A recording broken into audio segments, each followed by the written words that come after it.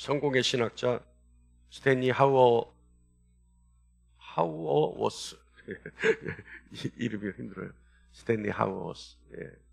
이 사람이요 뭐라고 얘기했냐면 기독교를 언어로 설명하는 것이 가능하냐라는 질문을 해요. 기독교를 언어로 설명하는 것이 가능하냐? 이거는요 질문이라기보다는 반어법적으로 자신의 의견이 이렇다는 것을 피력하는 거죠. 그렇다면 이 말은 무슨 말이냐면 기독교를 사람의 말로 설명해서 이해시키려 하고 이해하려 한다는 것은 있을 수 없는 일이라는 것을 말하는 것과 같습니다. 그러니까 기독교를 언어로 설명하는 것이 가능하냐? 이 말은 기독교는 사람의 이성의 체계로 이해하려 한다는 것은 어불성설이다. 다시 말하면 불가능한 일이다 라는 겁니다. 기독교는 사람의 이성체계 밖에 있습니다. 그래서 들어도 이해 못하는 게 당연한 거예요. 그러니까 어떤 분들이 그러잖아요. 나는 설교 들어도 이해가 안 돼요. 당연한 거예요. 그래서 보네퍼는 제가 항상 얘기하잖아요. 제가 제일 좋아하는 목사님인데 보네퍼는 뭐라 그러냐면 하나님을 이해한다면 이미 그는 하나님이 아니다. 하나님을 이해한다면 그는 하나님이 아니라는 거예요. 그러니까 여러분이 하나님 모르는 거 당연한 거예요. 여러분이 설교를 들어도 저게 무슨 말씀일까? 어려워하는 거 당연한 거예요. 왜냐하면 조금 전에 얘기했잖아요. 스탠리 하워드는 뭐라 그랬냐면 기독교는 사람의 언어로 설명할 수 있는 것이 아니다. 기독교는 사람의 언어로 설명했을 때 이해될 수 있는 것이 아니다. 그거는 불가능한 거예요. 또 그 사람은 뭐라 그랬냐면요. 스탠리 하워스는 뭐라 그랬냐면 예수는 과연 뜬구름을 잡는 관념을 가르치는 사람이었는가? 라는 질문이에요. 이 말은 무슨 말이냐면 예수가 현실적으로 실현 불가능한 일들을 제자들에게 가르친 마치 돈키호테와 같은 몽상가이나 또는 실현 비현실적인 사상가였는가? 라는 질문입니다. 예수는요, 뭘 가르쳤어요? 그러니까 보통 사람들이 예수의 가르침을 들을 때 몽상가 또는 비현실적 사상가라고 얘기할 수 있는 근거가 있을 거 아니에요. 예수님이 뭘 가르쳤는데 그 가르침을 듣고 사람들이 그렇게 얘기할 수 있다 이 얘기 아닙니까? 그렇다면 예수님은 뭘 가르쳤어요? 예수는 자신이 하나님의 아들이라고 가르쳤어요. 그리고 자신을 따르는 제자들에게 뭐라고 가르쳤냐면 하나님을 아바 아버지라 불러라. 그죠? 하나님을 아바 아버지라 불러라. 그렇게 가르쳤어요. 또 자신은요 십자가의 대속의 죽음을 죽어야 한다. 그러니까 사람들의 죄를 대신해서 죽어야 한다. 그리고 죽은 지 사흘 만에 다시 부활할 것이다 라고 하는 것을 가르쳤단 말이에요. 그런데요 예수님의 이 가르침은 제자들도 이해하지 못했어요. 그리고 제자들도 믿으려 하지 않았습니다. 왜냐하면 조금 전에 얘기했듯이 인간의 이성의 체계 밖에 있는 일들이기 때문에 그렇죠. 여러분, 스탠리 하우어스는요, 그 사람의 말을 들은 인간의 언어와 관념으로 기독교를 인간의 지식 체계 안에서 설명하는 것은 불가능하다라는 말입니다. 갈수록 더 어려워지죠. 인간의 사고 체계, 지식의 체계 안에 하나님에 대한 지식은 없다. 할렐루야. 여러분 하나님에 대해서 알고 계십니까? 자, 이제 이렇게 얘기해 놓고 하나님에 대해서 알고 있냐고 물어보면 뭐라고 답해야 돼요? 뭐라고 답해야 돼요? 네? 용감하게 알고 있습니다 얘기해야 돼요.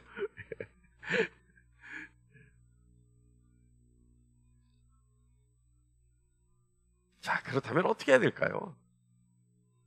도대체 무슨 설교 처음서부터 이거 도대체 수수께끼 같은 얘기. 도대체 뭐 하나님에 대해서는 알 수 없다. 기독교를 인간의 이해 체계로, 지식의 체계로, 사고의 체계로 이해하려고 하는 것은, 거기에 가둬두려고 하는 것은 불가능한 일이다. 그럼 어떻게 해야 되나요? 그래서 여러분 어떻게 해야 되냐면요, 믿어야 하는 거예요. 그래서 기독교는 오로지 믿음을 강조하는 거예요. 그래서 어거스틴은 뭐라고 얘기하냐면 나는 믿기 위해 알겠다라고 얘기하지 않아요. 믿기 위해서 알아야 되겠다 얘기하지 않아요. 나는 알기 위해서 믿겠다. 알기 위해서. 그러면 아는 게 먼저입니까? 믿는 것이 먼저입니까? 믿는 것이 먼저죠. 그래서 믿어야 알 수 있다는 거예요. 믿어야 알 수 있다. 알아야 알 수 있는 것이 아니라 믿어야 알 수 있다는 거예요. 기독교는 그런 종교예요. 믿어야 알 수 있는 거. 그런데 여러분, 믿음을 강조한다고 해서 그렇다고 무턱대고 믿을 수 있습니까? 덮어놓고 믿을 수 있나요?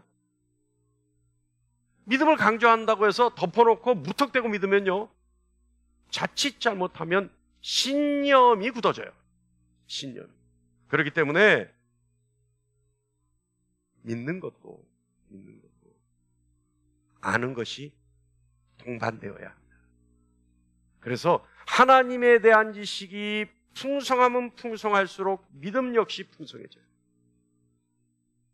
하나님에 대한 지식이 많으면 많을수록 기도의 분량도 깊어지고 많아져요. 그리고 정확한 기도를 할 수 있습니다.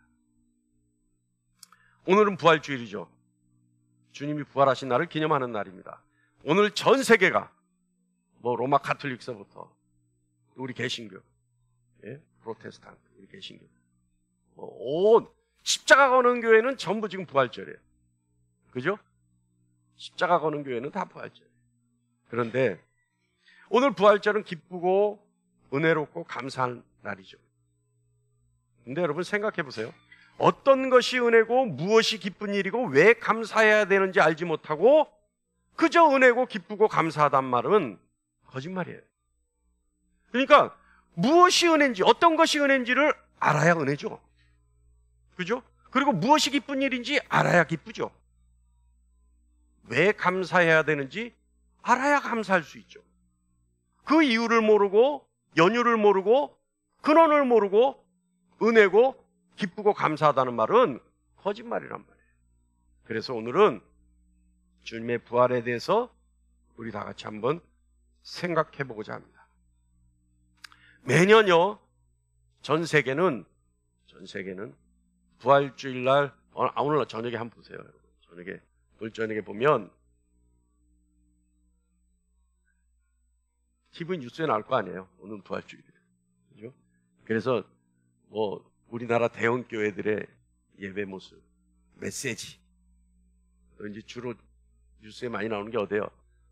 로마 가톨릭 교회 교황의 부활절 메시지 이래서 나오잖아요. 근데 거의 모두가 은혜를 얘기해요. 그죠? 사랑, 은혜 이런 거 얘기해요. 그래서 저는 그런 말씀들을 보면, 그런 메시지들을 보면 좀 더 십자가와 부활에 대해서 강조하면 어떨까? 좀 가끔 그런 생각을 하거든요. 자, 오늘은 우리 교회는 매년 비슷하다면 비슷할 수 있는 부활절 말씀들이 선포됩니다만은 오늘은 이 말씀이, 오늘 선포되는 말씀이 살아계신 하나님의 말씀이어서 오늘 말씀이 전혀 여러분에게 새롭게 받아들여지기를 간절히 바랍니다. 자, 우리 12절을 다 같이 한번 읽어볼까요? 다 같이 시작. 그리스도께서 죽은 자 가운데서 다시 살아나셨다 전파되었거늘 너희 중에서 어떤 사람들은 어찌하여 죽은 자 가운데서 부활이 없다 하느냐.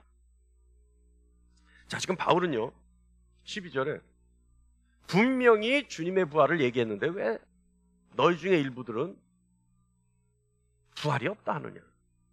자, 제자들은요 부활하신 주님을 만났죠. 적게는 한 번에 2명, 그리고 많게는 500명까지 주님을 만났습니다. 부활하신 주님을 만났어요.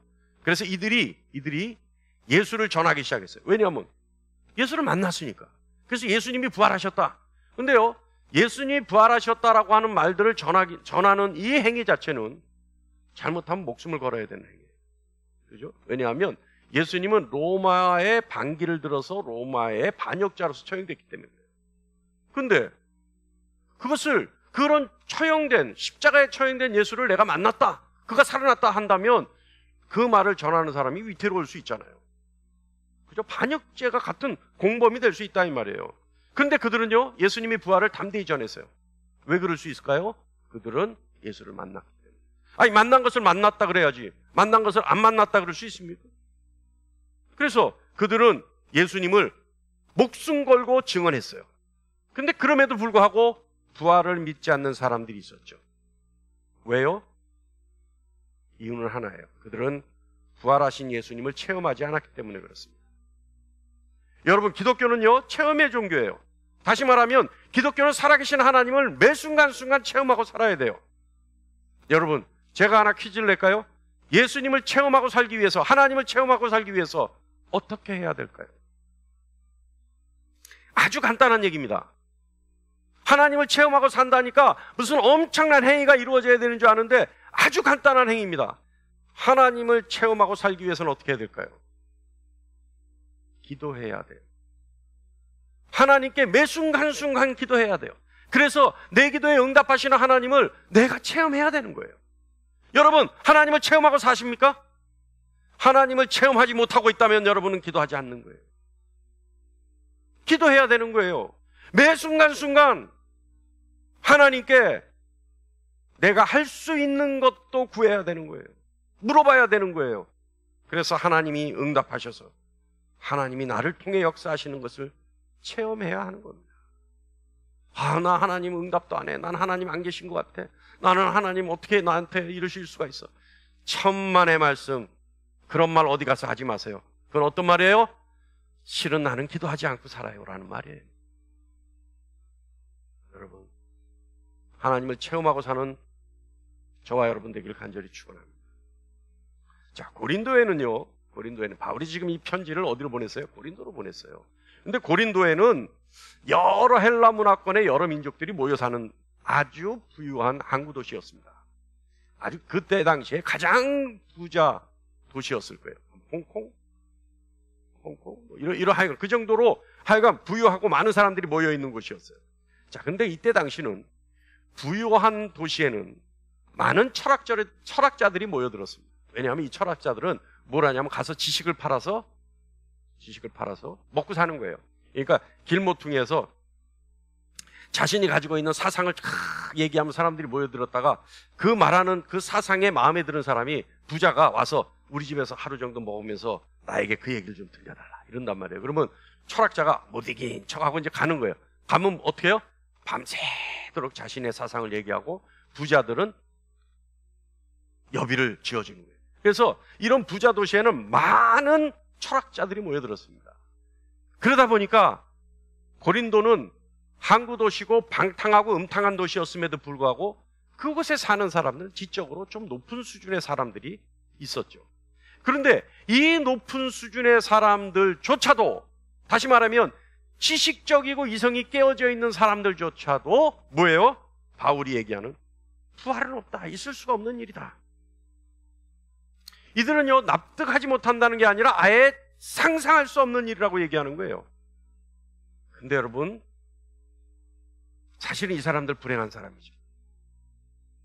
왜냐하면 복음을 들어도, 진리를 들어도 믿음이 가지 않는 사람, 믿음을 가질 수 없는 사람, 불쌍한 사람들이죠.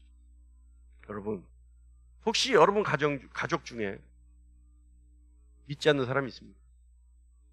어떤 분은 그러더라고요. 제가 옛날에 상담하는데 3대째 믿음의 사람이고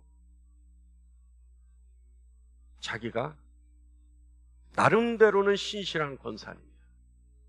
자기 집안은 3대째. 그런데 자기 남편은 교회 안 나가요. 그러니까 저한테 와서 상담을 하는데 한 10년 됐어요. 그러니까 누군가 지금 여기서 누가 그랬을까 이런 생각하지 마세요. 우리 교회 안에 없어요. 10년 됐으니까. 예. 근데 그 어떤 분이 그래요. 그분이 그래요. 목사님, 나는 우리 남편 때문에 못 살겠어요. 우리 집이 안 되고 우리 애들이 안 되는 건 내 남편이 믿음을 안 가졌어요. 내 남편이 교회 안 가서 그런 것 같아요. 우리는 3대란 말이에요, 3대. 내 남편이 교회를 안 가니까 맨 이런 일이 생기는 거예요. 제가 얼마나 야단쳤는지 그 다음부터 그 권사님이 나한테 안 그래요. 예? 뭐라고 야단쳤겠어요? 제 성격상? 예? 예? 빨리 생각해 보세요. 내가 뭐라고 야단 쳤겠어요? 어떤 영화에 보니까 영화 그 스파트에 나오더라고요. 이런 X 소리 뭐 어쩌고 이렇게 얘기하더라고요. 예, 제가 그랬어요. 대놓고 그랬어요. 이런 멍멍이 소리가 어디냐? 예? 여러분, 복음을 듣고도 진리를 듣고도 믿지 못하는 것은 불쌍한 거예요. 내 가족 중에 나와 같은 믿음을 갖지 못한 사람이 있다면 그는 불쌍한 사람이요 긍휼히 여김을 받아야 될 사람입니다. 하나님께 긍휼을 위해 기도해야 합니다. 하나님의 긍휼이 그에게 임하기를. 그래서 그의 마음의 문이 열려서 하나님을 듣기만 해도 믿어질 수 있게 해달라고, 성경책 보기만 해도 믿어질 수 있게 해달라고 기도해야 되는 거예요. 여러분, 복음을 듣고도 믿지 못하는 건 불쌍합니다. 불쌍한 존재입니다. 동의하십니까? 할렐루야. 네. 아, 그 참 동의받기 되게 힘드네.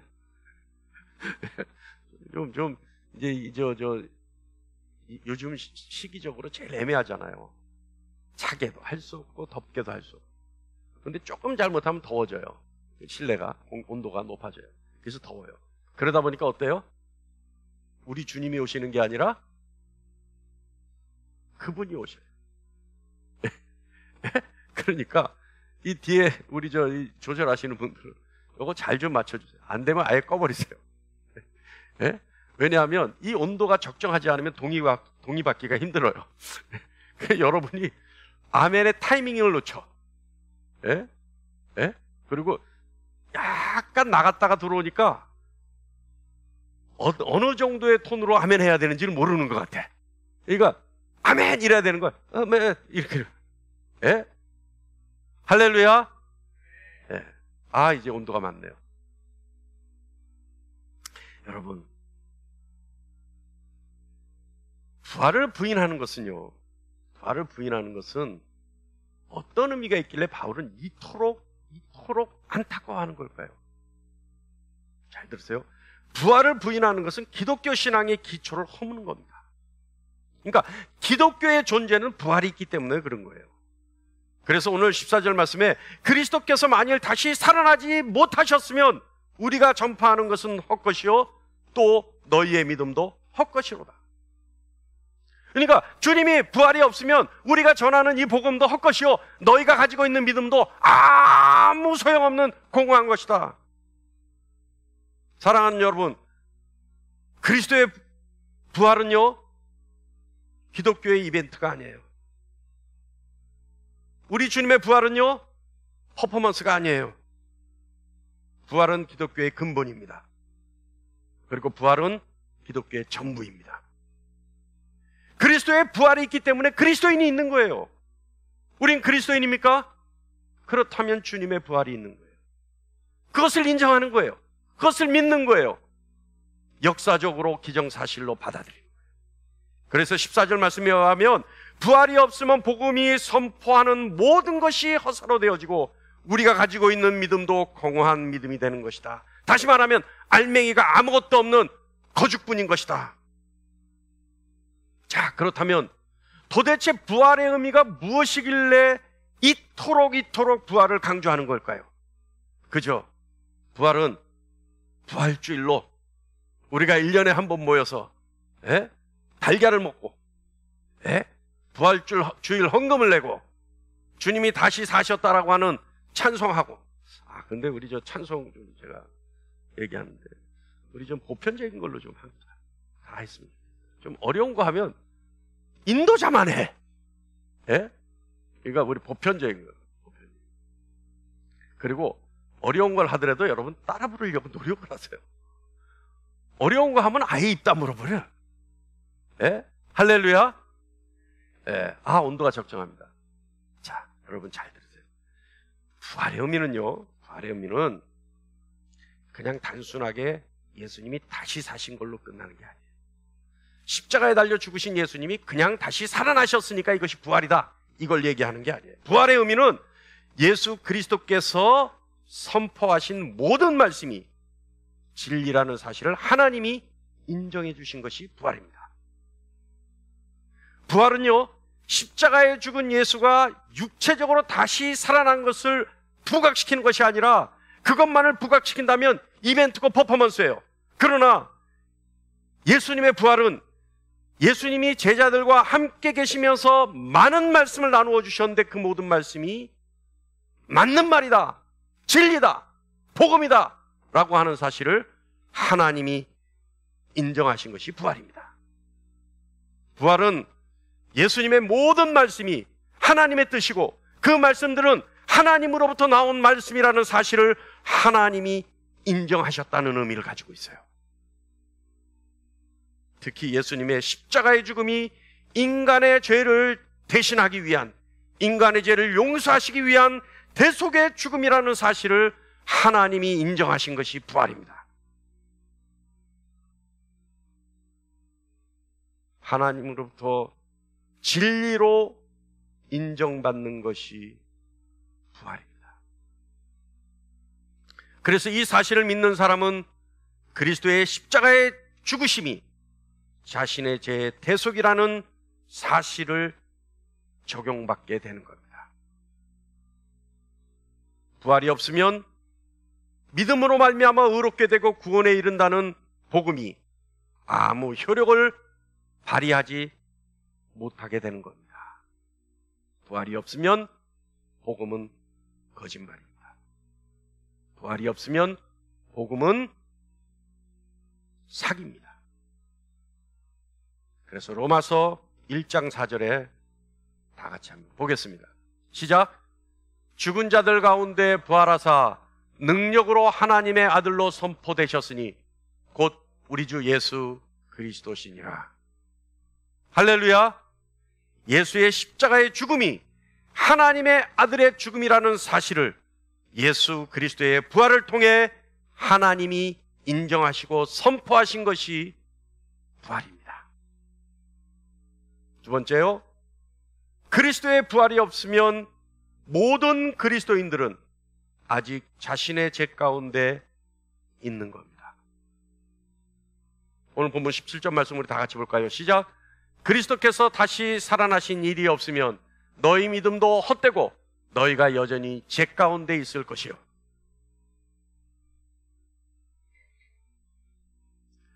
우리가 믿음을 가졌을 때 처음 알게 되죠. 그것은 무엇일까요? 그것은요, 예수의 십자가의 죽으심에 의해 내가 해결할 수 없는 죄가 사함을 받았다. 우리는 이것을 진리로 알고 믿어 의심치 않죠. 왜냐하면 십자가의 사건이 부활하신 예수가 있기 때문에 그 효력을 발휘하는 겁니다. 그래서 로마서 4장 25절에 예수는 우리가 범죄한 것 때문에 내줌이 되고 또한 우리를 의롭다 하시기 위하여 살아나셨느니라. 사랑하는 여러분, 세상에서요 가장 어리석은 사람이 어떤 사람인 줄 아세요? 가장 어리석은 사람, 바로 자기 자신을 속이는 사람이 가장 어리석은 사람이라고 성경은 말합니다. 더 어리석은 사람은 어떤 사람인지 아세요? 자기 자신이 자기 자신을 속이는 것조차도 모르는 사람. 여러분,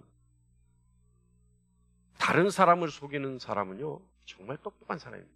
쉽게 얘기하면 사기꾼들은요 정말 똑똑한 사람. 그 사람들은요 정말 기억력도 기가 막히고요, 두뇌 회전도 정말 기가 막혀요. 요즘 어떤 시기예요? 요즘 어떤 세상이에요? 핸드폰만 보면요 모든 정보가 다 있잖아요. 네? 그러니까 무슨 누구 이름을 팔면 바로 핸드폰 치면 이름만 쳐도 여러분 담임 목사 이름 핸드폰에 쳐보셨어요?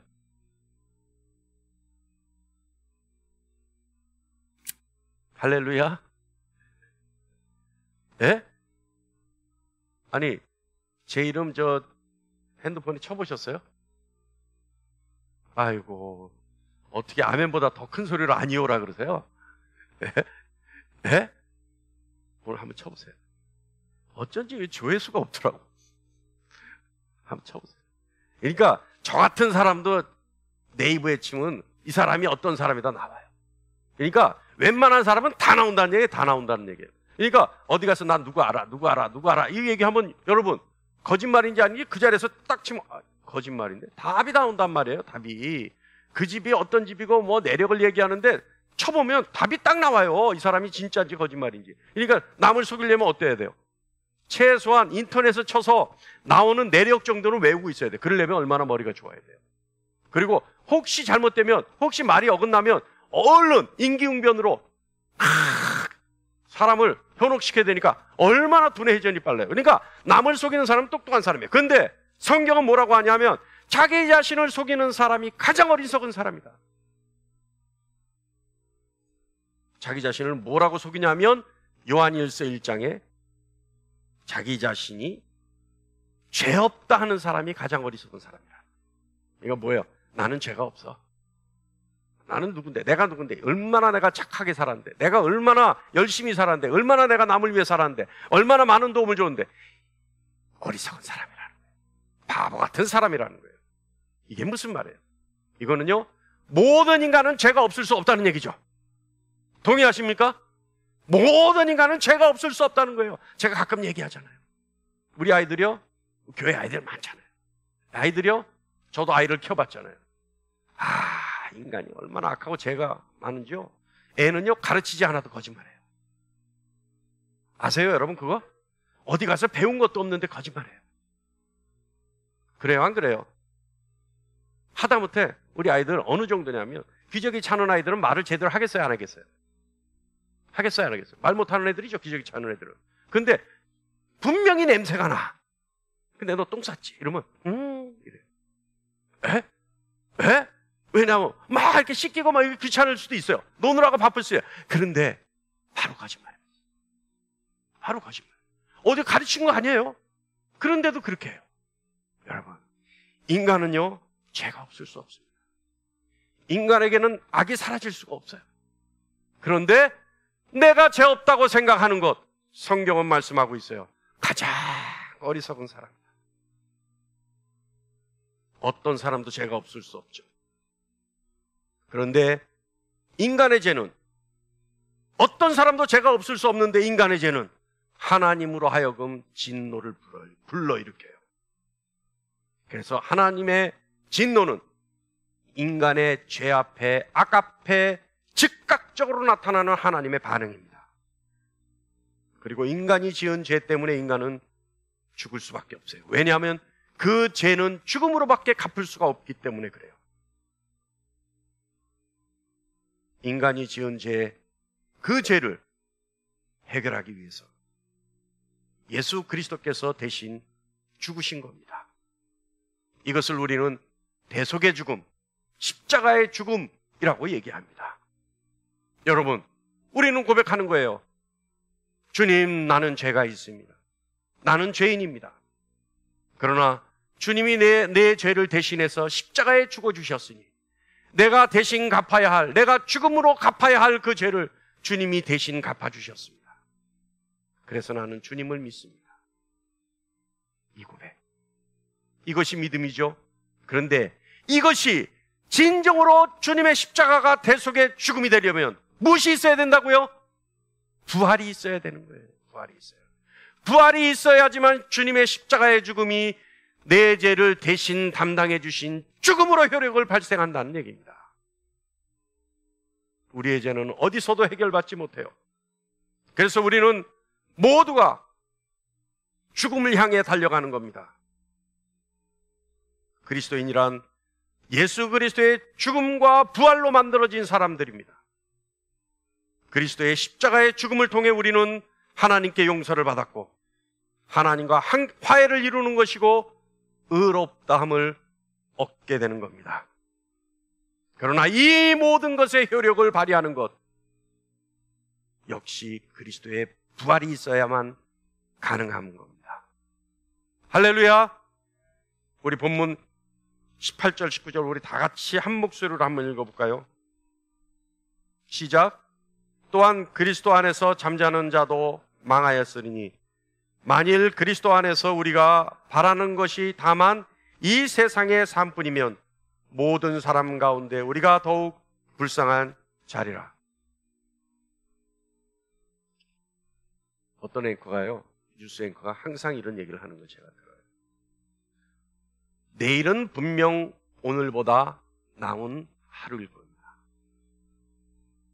여러분, 이런 얘기 들으면 기분 좋을까요? 앵커가 끝날 때 그래요. 앵커가 끝날 때 웃으면서 아주 편한 웃음.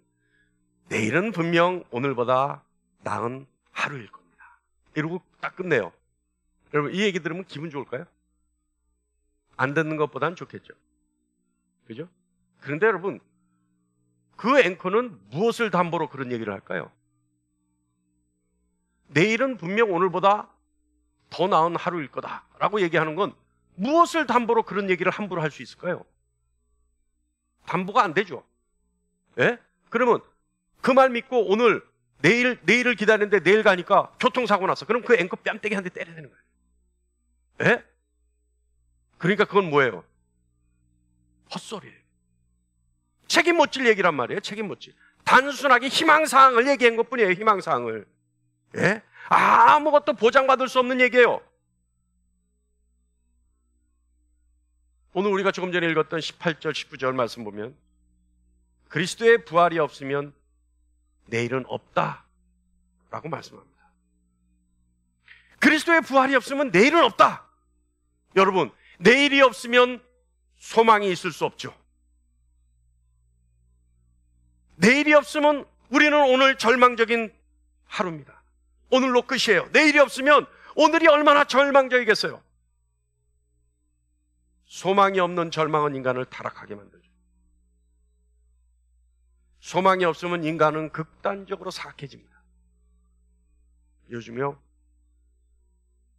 우크라이나 전쟁하고 있잖아요. 요즘은 정말 즉각적으로 실시간으로 막 그 상황들이, 그죠? 중계가 되니까 낱낱이 볼 수 있어요. 우리 6.25 때 북한이 쳐내려와서 모든 사람들을 학살했던 그 장면들, 흑백 사진을 보면 처참하다고 느끼잖아요. 요즘은 더해요, 더해. 그 우크라이나 현장에서요, 정말 사람들이 이제 스마트폰으로 다 찍으니까 찍어서 실시간으로 올리는 거 보면요, 여러분, 끔찍해서 볼 수가 없어요. 끔찍해서 볼 수가 없어요. 에? 그런데 어떻게 인간이 그렇게 악할 수가 있을까요? 어떻게 인간이 그렇게 악해질 수가 있을까요? 내일이 없기 때문에 그래요. 내일이 없기 때문에. 거기에 참가한 군인들은요, 내일을 보장받지 않는 거예요. 이 순간밖에 없는 거예요. 이 순간밖에 없으니까, 절망에 빠져 있으니까 악해지는 거예요. 인간으로서는 할 수 없는 짓들을 해버리는 거예요. 에? 인간으로서는 할 수 없는. 그래서 인간은 절망에 빠지면 악해지는 겁니다. 인간이 절망에 빠지면 짐승보다 못한 존재가 되어버리는 거예요. 내일이 없는 인간에게 나타나는 증상이죠. 소망이 없는 인간은, 그래서 절망에 빠진 인간은 인간이 아니라 짐승입니다. 그러나 여러분, 예수 그리스도의 부활이 있기 때문에 그리스도인에게는 죽음의 절망이 아니라 생명의 소망이 있는 겁니다. 할렐루야! 예수 그리스도의 부활이 내일을 약속하는 거예요. 예수 그리스도의 부활이 미래를 약속하는 거예요. 내일이 없는 절망 속에 있는 것이 아니라 내일이 생명으로 이어지는 소망 속에 있게 하는 것이 예수 그리스도의 부활입니다. 할렐루야! 그래서 그리스도인들은 절망과 같은 오늘에서도 인내하며 소망의 내일을 기다릴 수 있는 겁니다. 바울은 19절에 내일의 소망이 없는 사람은 불쌍한 사람이라, 가장 불쌍한 사람이라 얘기합니다. 사랑하는 여러분, 죽음은 누구에게나 있습니다. 그러나 부활은 아무에게도 없습니다. 단지 예수 그리스도께만 부활이 있습니다. 그렇기 때문에 부활은 인간이